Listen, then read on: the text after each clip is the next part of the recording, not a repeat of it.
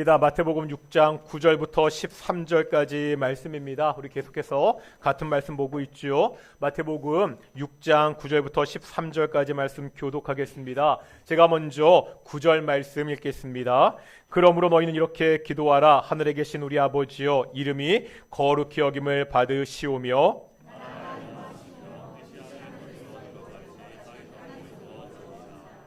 오늘 우리에게 일용할 양식을 주시옵고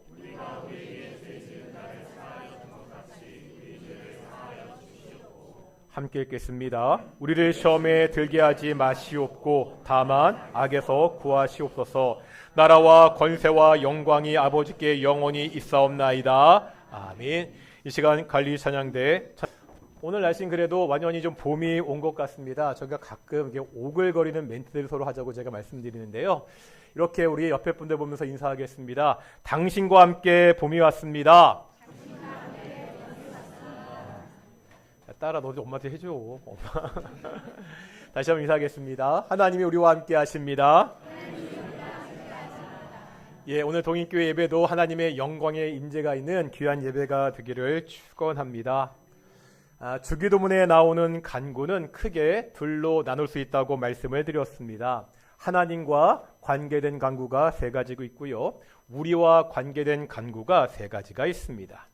우리가 지난주까지는 하나님과 관계된 간구 세 가지를 보았습니다. 첫 번째가 뭐죠? 하나님의 이름이 거룩하기를 위한 기도입니다. 두 번째는요, 하나님 나라의 임재에 대한 기도입니다. 세 번째는 하나님의 뜻이 이루어지기를 위하는 기도입니다. 이제 오늘부터 3주 동안 우리와 관계된 기도 세 가지를 살펴보겠습니다. 오늘은 그 중에 첫 번째 기도입니다. 오늘 우리에게 일용할 양식을 주시옵고. 오늘은 우리에게 일용할 양식을 달라는 이 예수님이 가르쳐준 기도를 한번 보도록 하겠습니다. 목사로 섬기다 보면 장례식장에 갈 일이 많습니다. 장례식장에 가면 조문객들이 유족들에게 여러 가지 말로 위로를 하지요.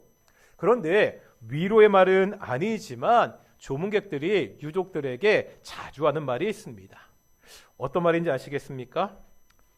힘들어도 밥 꼭 챙겨 먹어.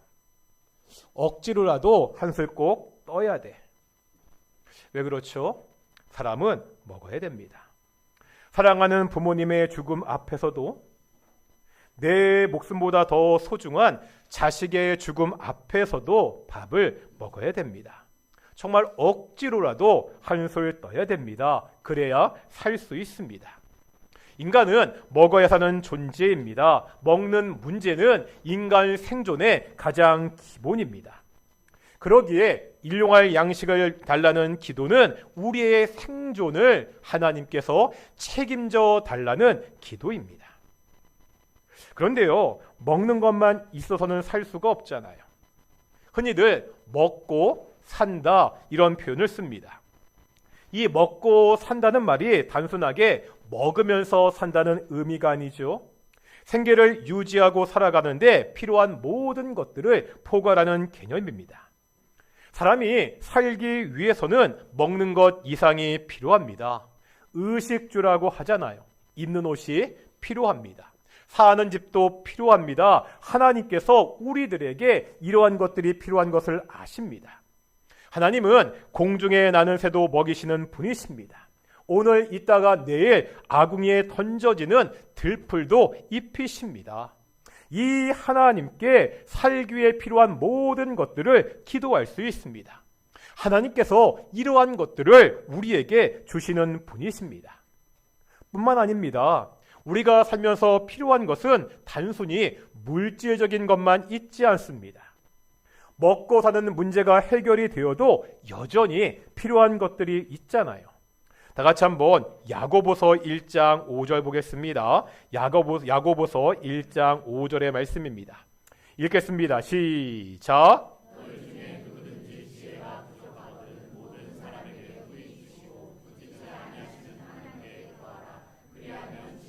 아멘. 지금 하나님께 무엇을 달라고 기도해라 이렇게 말씀하고 있죠? 지혜입니다. 지혜가 부족한 사람은 지혜를 달라고 기도할 수 있습니다. 건강이 안 좋은 사람은 내가 건강할 수 있도록 하나님께 기도할 수 있습니다. 우리가 살면서 필요한 모든 것들을 기도할 수 있다는 거예요. 주기도문에서 일용할 양식을 달라는 기도는 단순히 먹을 것을 넘어 우리가 살아가는데 필요한 모든 것들을 위한 기도입니다. 이 기도에는 전제가 하나 있습니다. 하나님이 이 모든 것을 다 주실 수 있는 분이라는 거죠. 이 믿음을 가지고 우리는 염려하지 않고 필요한 모든 것들을 다 하나님께 기도할 수 있습니다. 그렇게 기도할 때 하나님께서 우리의 삶을 책임져 주신다고 성경은 가르치고 있습니다. 이렇게 한번 옆에 분들에게 고백해 보겠습니다. 하나님이 당신의 삶을 책임져 주십니다. 아멘. 그런데요, 이 기도는요, 단지 나 한 사람의 삶을 위한 기도만이 아닙니다. 주기도문에 보면 나에게 일용할 양식을 달라고 하지 않습니다. 어떻게 기도하고 있죠? 우리에게 일용할 양식을 달라고 기도하고 있습니다. 나 한 사람의 안녕을 위한 기도가 아니라 나를 포함한 주변의 모든 사람들의 안녕을 위한 기도라는 거예요. 그러기에 내가 먹고 사는데 별 문제가 없더라도 이 기도는 여전히 필요합니다. 우리 주변에는요, 아직도 생존, 먹는 것 자체를 걱정해야 되는 사람들이 많이 있기 때문입니다. 10여 년 전 우리 사회에 큰 파장을 일으켰던 사건이 하나 있습니다. 들어보셨을 겁니다. 송파 세 모녀의 동반 자살 사건입니다. 2014년 2월 서울 송파구의 한 단독주택 반지하 집에서 살던 세 모녀가요, 번개탄을 피워놓고 동반 자살을 했습니다. 이들이 마지막으로 남긴 쪽지에는 이렇게 적혀 있었습니다. 주인 아주머니께 죄송합니다. 마지막 집세와 공과금입니다. 정말 죄송합니다. 당시 보도에 따르면 30대인 두 딸은 신용 불량자였습니다. 큰딸은 당뇨와 고혈압에 시달렸고요. 작은 딸은 편의점 알바 등 불안정한 일자리에 그렇게 전전했습니다. 어머니 혼자 식당 일을 하면서 생계를 책임져 오고 있었습니다. 그런데 그 전딸 팔을 다쳐서 더 이상 일도 나가지 못했습니다.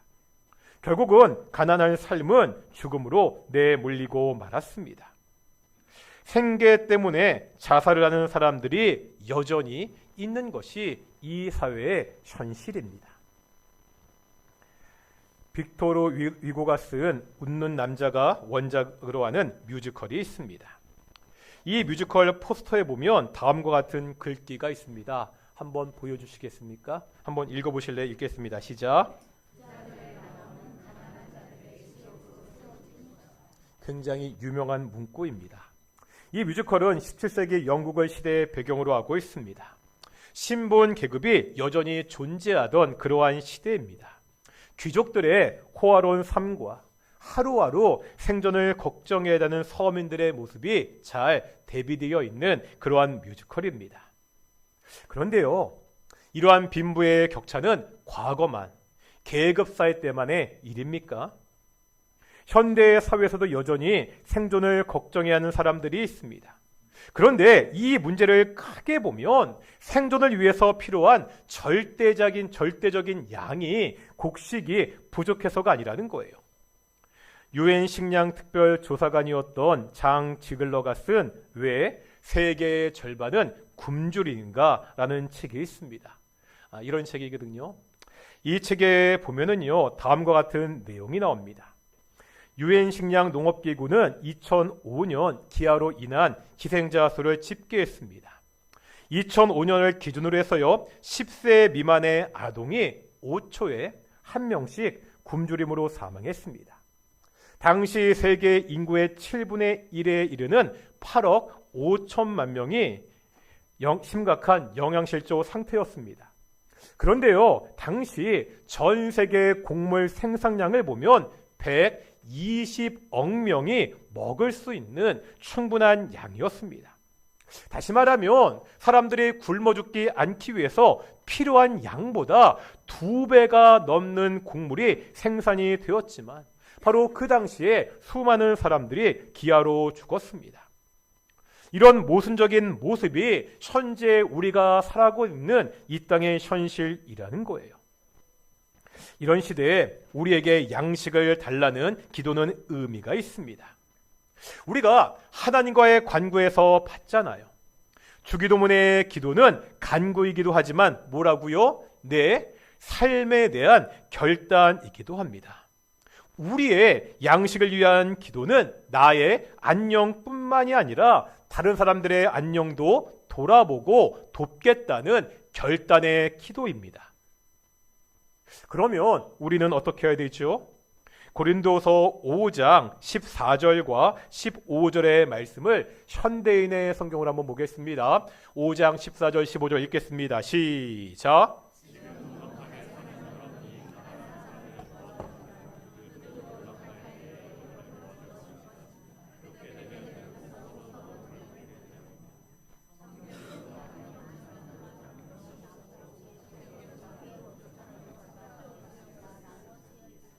아멘. 어떻게 하러 말씀하고 있죠?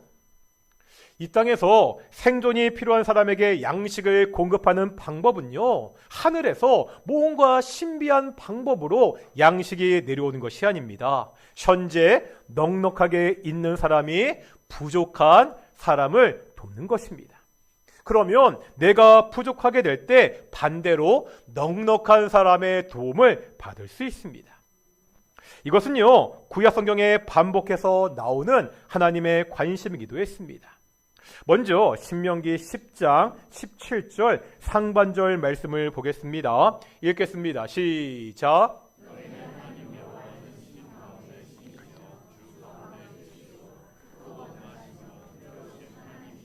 아멘. 하나님에 대한 소개가 있죠. 하나님은 신 가운데 신이시며 주 가운데 주이십니다.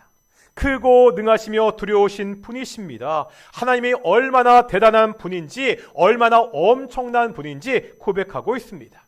오직 하나님만이 참 신이고 전능하신 분이라고 그렇게 고백하고 있습니다.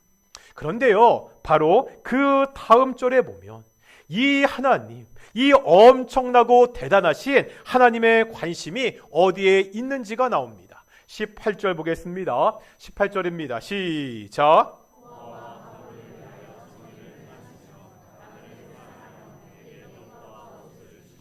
아멘. 크고 전능하신 하나님의 관심이 어디에 있지요? 고아와 과부와 나그네에게 있습니다. 고아와 과부는 당시 사회 안정망이 없던 시절에 가장 취약한 계층입니다. 나그네는요, 항상 위험에 노출되어 있는 사람입니다. 지금 하나님의 관심이 가장 가난하고 연약한 자들에게 있습니다. 하나님이 바로 이들에게 먹을 것과 옷을 주신다고 말씀하고 있습니다. 우리가요, 하나님을 아버지라 부르며 기도하는 자녀라면 우리의 관심 역시 하나님의 관심을 따라 이 땅의 가장 연약한 사람들에게 있어야 됩니다. 신명기 24장 19절에서 21절에 보면 그 구체적인 방법을 제시하고 있습니다. 19절부터 21절까지도 읽어보겠습니다. 시작.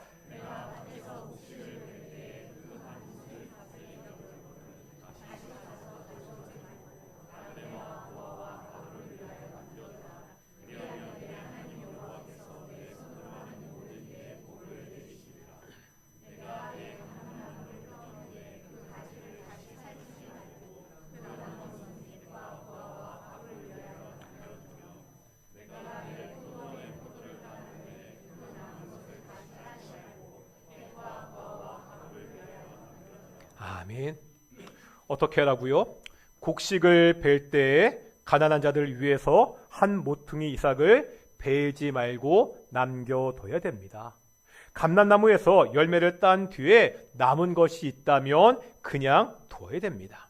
포도원의 포도도 다 따지 말고 그냥 두라고 말씀하고 있습니다. 경제활동을 할 수 없는 나그네와 고아와 과부들이 최소한 생계를 이을 수 있도록 해야 됩니다. 도대체 왜 이스라엘 백성은 이렇게 해야 되죠? 왜 이 사람들은 가난하고 약한 사람들을 돌봐야 됩니까? 다시 한번 18절 말씀 보실 텐데요. 신명기 24장 18절의 말씀입니다. 읽겠습니다. 시작.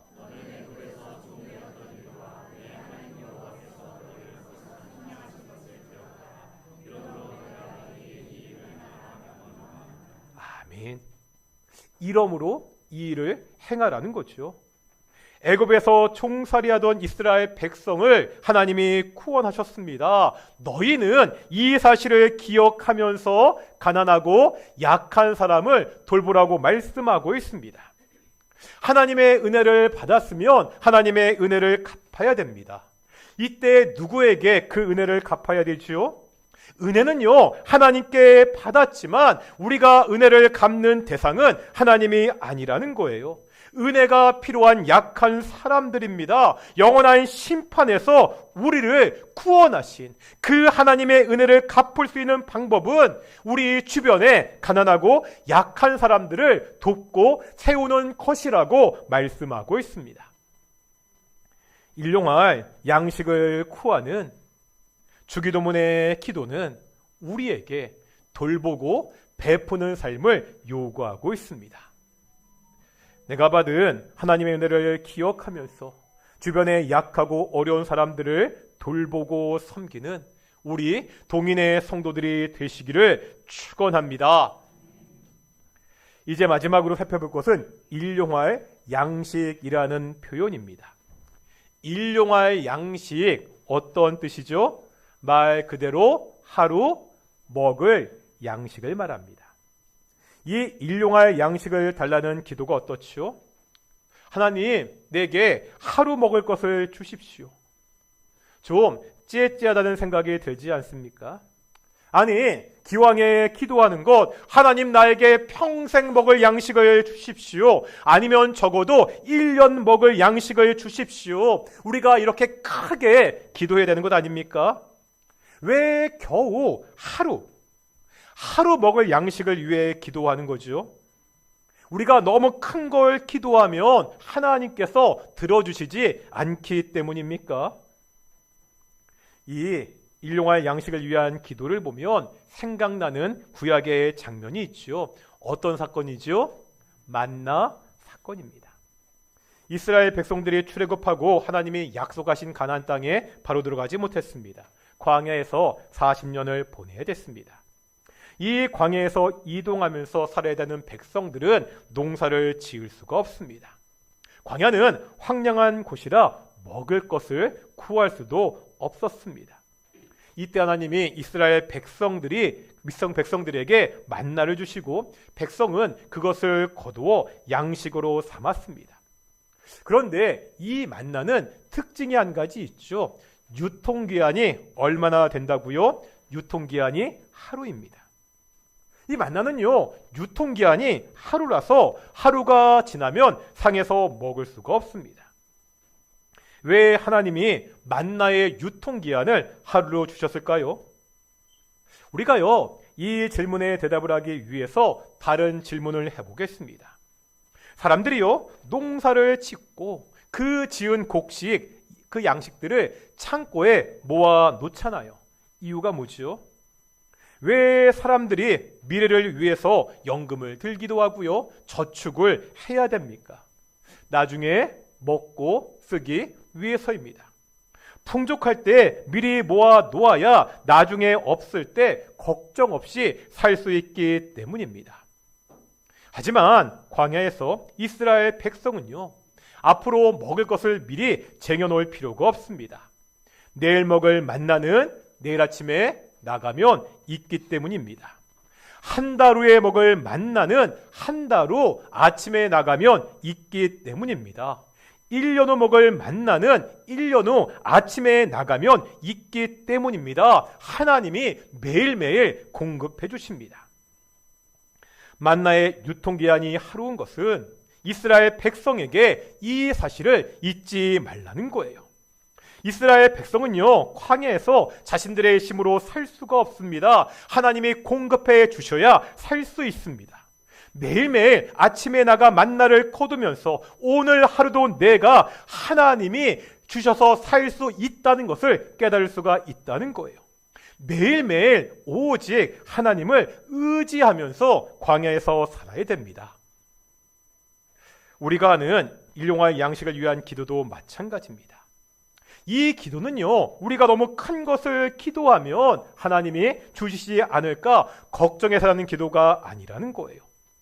오늘도, 내일도, 한 달 뒤에도, 1년 뒤에도 매일매일 하나님이 공급하시는 것으로 살겠다는 믿음의 고백입니다.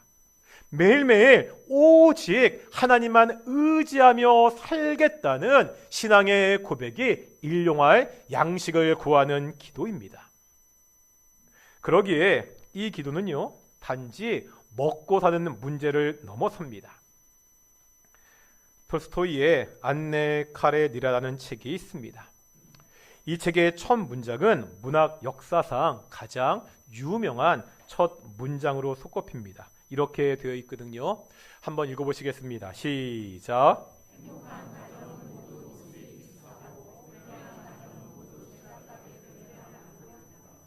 이런 뜻입니다. 행복한 가정의 모습을 떠올리면 전형적인 모습이 떠오릅니다. 어느 정도 재산이 있어서 돈 걱정이 없습니다. 가족들은 다들 건강하고 서로 화목합니다. 서로 웃으면서 식탁에 모여 함께 식사하는 그러한 모습이 쉽게 연상이 됩니다. 하지만 불행한 가족은 다르다는 거예요. 아무리 돈이 많아도 심하게 아픈 사람인 가족이 있으면 그 가족은 불행할 수 있습니다. 돈도 많고 다들 건강하지만 가족들 간에 불화가 있으면 그 가정은 불행할 수 있습니다. 행복은 여러 가지 조건이 어느 정도 갖춰져야 되지만 불행이라는 것은요, 다른 조건이 다 좋더라도 딱 한 가지 문제 때문에 불행할 수 있습니다. 우리의 인생은 어떻습니까? 가만 보면 문제와 어려움의 연속이 아닙니까? 어느 한 팟캐스트에서 우리의 인생을 이렇게 표현한 적이 있습니다. 제가 한번 드린 말씀입니다. 우리의 인생을 보면 이렇다는 거예요. 문제, 잠깐 쉬고, 문제, 잠깐 쉬고, 문제. 크고 작은 문제가 항상 있습니다. 어떤 문제가 해결이 되어서 문제가 없는 시간이 있기도 하지만 잠시라는 거예요. 또 다른 문제와 어려움이 바로 생기는 것이 우리네 인생입니다. 이스라엘 백성이 광야의 삶을 살았듯이 우리 역시 또 다른 의미의 광야의 삶을 살고 있습니다. 우리가 광야의 삶을 살고 있다는 것은요, 육신적인 삶만을 의미하지 않습니다. 이스라엘 백성에게 광야는요, 단순히 먹을 것, 마실 것이 부족한 곳이 아니었습니다. 또 뭐가 있었죠? 이스라엘 백성을 노리는 적들이 있었잖아요. 이 광야는요, 이 적들과도 싸워야 되는 곳이었습니다. 우리가 살아가는 삶의 현장 역시 영적인 싸움의 그러한 현장이잖아요. 우리의 원수 마귀가 우는 사자와 같이 삼킬 자를 찾고 있다고 성경은 가르치고 있습니다. 우리 역시 육신적으로나 영적으로나 광야의 삶을 살고 있습니다. 어떻게 이 광야의 삶을 살아낼 수 있지요? 하나님은 이스라엘 백성을 광야에서 만나로 먹이셨습니다. 뿐만 아닙니다. 신명기 8장 4절 보실 텐데요. 신명기 8장 4절 읽겠습니다. 시작.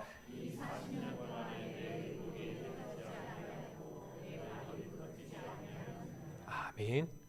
광야에서는요, 옷을 지을 옷감을 구하는 것도 쉽지 않잖아요.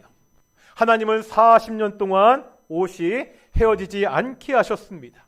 광야에서는 계속 움직여야 됩니다. 계속 걸어야 됩니다. 하나님은 40년 동안 발도 부르트지 않도록 하셨습니다. 광야는 낯선 곳이잖아요. 지도를 보면서 어느 길로 가야 되는지, 어디에 머물러야 되는지 알 수 있는 곳이 아닙니다. 하나님은 구름 기둥과 불 기둥을 통해서 이스라엘 백성들을 인도하셨습니다. 또 적들도 물리치셨잖아요. 출애굽기 17장에 보면 이스라엘이 아말렉과 전쟁하는 장면이 나옵니다. 이때 이스라엘이 어떻게 승리했죠? 전쟁 승리 후에 모세가 제단을 쌓고 그 이름을 여호와 니시라고 짓습니다.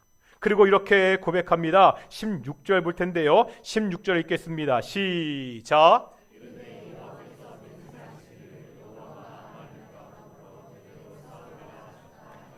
아멘. 하나님이 아말렉과 싸우셨습니다. 여호와 니시, 하나님이 우리에게 승리를 주십니다. 전쟁의 승리는 오직 하나님의 것이었습니다. 우리 인생의 광야도 마찬가지라는 거예요. 하나님이 먹여 주셔야 됩니다. 하나님이 입혀 주셔야 됩니다. 하나님이 인도하셔야 됩니다. 하나님이 승리를 주셔야 됩니다. 그래야 우리가 이 광야의 삶을 살 수가 있습니다. 광야를 지나며라는 찬양이 있습니다. 이 찬양에 보면 이런 가사가 있습니다. 주님만 내 도움이 되시고, 주님만 내 빛이 되시는, 주님만 내 친구 되시는 광야, 주님 손 놓고는 단 하루도 살 수 없는 곳, 광야에 서 있네. 광야가 어떤 곳이라고요? 오직 주님만 내 도움이 되시는 곳입니다. 오직 주님만 내 빛이 되시는 곳입니다. 오직 주님만 내 친구가 되시는 곳입니다. 주님 손 놓고도 단 하루도 살 수 없는 곳입니다. 우리가 지금 이런 광야에 서 있습니다. 우리가 지금 이런 광야에 살고 있습니다. 그래서 일용할 양식을 달라고 하나님께 기도해야 됩니다. 오직 하나님이 이 모든 것을 다 공급해 주시기를 바라는 기도입니다. 내가 오직 매일매일 하나님만 의지하며 살겠다는 결단의 기도이기도 합니다. 일용할 양식을 위해 기도하는 동인의 성도들이 되시기를 소망합니다. 어떤 뜻이라고요? 매일매일 하나님만 의지하며 하나님이 공급하시는 곳으로 살아가는 귀한 동인의 성도들이 되시기를 축원합니다. 하나님은 너를 지키시는 자 함께 찬양하며 나아가겠습니다.